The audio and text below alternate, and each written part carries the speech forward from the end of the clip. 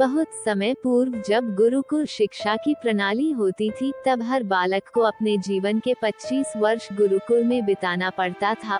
उस समय एक प्रचंड पंडित राधे गुप्त हुआ करते थे, जिनका गुरुकुल बहुत प्रसिद्ध था, जहां दूर दूर के राज्य के शिष्य शिक्षा प्राप्त करने आया करते थे। बात उन दिनों की है जब राधे गुप्त की उम्र ढलने लगी थी और उसकी पत्नी का देहांत हो चुका था। घर में विवाह योग्य एक कन्या थी। राधे गुप्त को हर समय उसकी चिंता सताती रहती थी। वो उसका विवाह एक योग्य व्यक्ति से करना चाहते थे, जिसके पास संपत्ति भले ना हो पर वह कर्मठ हो, जो किन्हीं भी परिस्थिति में उसकी बेटी को खुश रखे और उचित समय पर उचित निर्णय ले सके। एक दिन उनके मस्तिष्क में एक ख्याल आया और उन्होंने इस परेशानी का हल सोचा कि क्यों ना वो अपने खुद के शिष्यों में से ही योग्य वर की तलाश करे। उनसे बेहतर उनकी बेटी के लिए और क्या हो सकता है। इस कार्य के लिए उन्होंने बुद्धिमान की परीक्षा लेने का निर्णय लिया और सभी शिष्यों को एकत्र किया।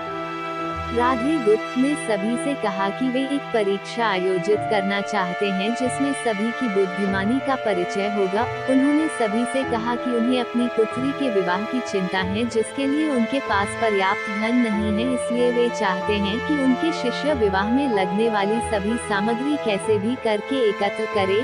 भले उसके लिए उन्हें चोरी का रास्ता चुनना पड़े, लेकिन उन्हें चोरी करता कोई भी देख ना सके, इसी एक शर्त का पालन सभी को करना है। अगले दिन से सभी शिष्य कार्य में जुट गए। रोजाना कोई न कोई तरह तरह की वस्तुएं चुरा कर लाता और राधा गुप्त को दे देता। राधा गुप्त उन्हें एक विशेष स्थान पर रख देते, क्योंकि परीक्षा के बाद ये सभी वस्तुएं उनके मालिक को वापस करना जरूरी था, क्योंकि वे अपने शिष्यों को सही ज्ञान देना चाहते थे। सभी शिष्य अपने अपने दिमाग से कार्य कर रहे थे, लेकिन इनमें से एक चुपचाप गुरुकुल में बैठा हुआ था, जिसका नाम रामास्वामी था। वह राधा गुप्त का सबसे करीबी और होनहार छात्र था। उसे ऐसा बैठे देख राधा गुप्त ने इसका कारण पूछा। तब रामास्वामी ने बताया कि आपने परीक्षा की शर्त के रूप में कहा था कि चोरी करते वक्त इसे कोई ना देख सके। इस प्रकार अगर हम अकेले में भी चोरी करते हैं, तब भी हमारी अंतरात्मा उसे देख रही है। हम खुद से उसे नहीं छिपा सकते। इसका अर्थ यही है कि चोरी करना व्यर्थ है। उसकी यह बात सुन राधा गुप्त के चेहरे पर खुशी छा जाती है। वे उसी वक्त सभी को एकत्र करते हैं और पूछते हैं कि आप सब ने जो चोरी की, क्या उसे किसी ने देखा? सभी कहते हैं नहीं। तब राधा गुप्त कहते हैं कि क्या आप अपने अंतर्मन से भी इस चोरी को छिपा सके? सभी को बात समझ आ जाती है और सबका सिर नीचे झुक जाता है, सिवाय रामास्वामी के। राधा गुप्त रामास्वामी को बुद्धिमानी की परीक्षा में अव्वल पाते हैं और सभी के सामने कहते हैं कि यह परीक्षा मेरी पुत्री के लिए उचित वर तलाशने के लिए रखी गई थी। इस प्रकार मैं रामास्वामी का विवाह अपनी पुत्री के साथ तय करता हूँ। सभी खुशी से झूम उठते हैं। साथ ही चुराई हुई हर एक वस्तु को उसके मालिक को सौंप विनम्रता से सभी से क्षमा मांगते हैं। कहानी की शिक्षा। बुद्धिमानी की परीक्षा से यही शिक्षा मिलती है कि कोई भी कार्य अंतर्मन से छिपा नहीं रहता और अंतर्मन ही मनुष्य को सही राह दिखाता है। इसलिए मनुष्य को किसी भी कार्य के सही गलत के लिए अपने मन को टटोलना सबसे जरूरी है। आज मनुष्य ने अंतरात्मा की आवाज सुनना बंद कर दिया है, इसलिए ही वो गलत रास्ते पर जा रहा है। हमारी अंतरात्मा कभी हमें गलत राह नहीं दिखाती।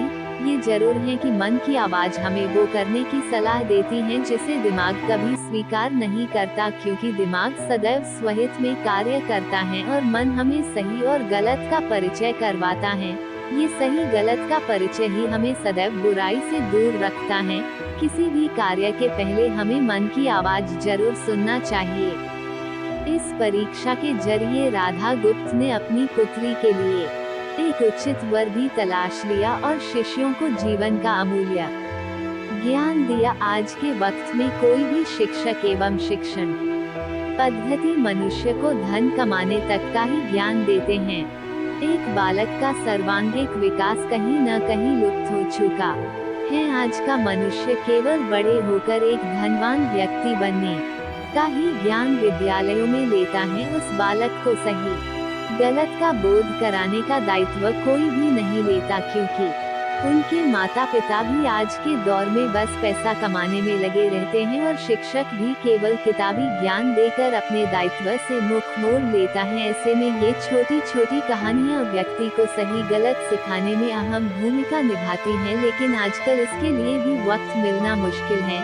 यह एक गंभीर समस्या है जिसके फलस्वरूप आज के बच्चे आसानी से गलत राह पर चलने लगते हैं और उन्हें इसका भान तब होता है जब वे पूरी तरह ग्रस्त हो जाते हैं। अतः जरूरी है कि हम सभी आज की पीढ़ी को ज्ञानवर्धक बातें भी सिखाएं।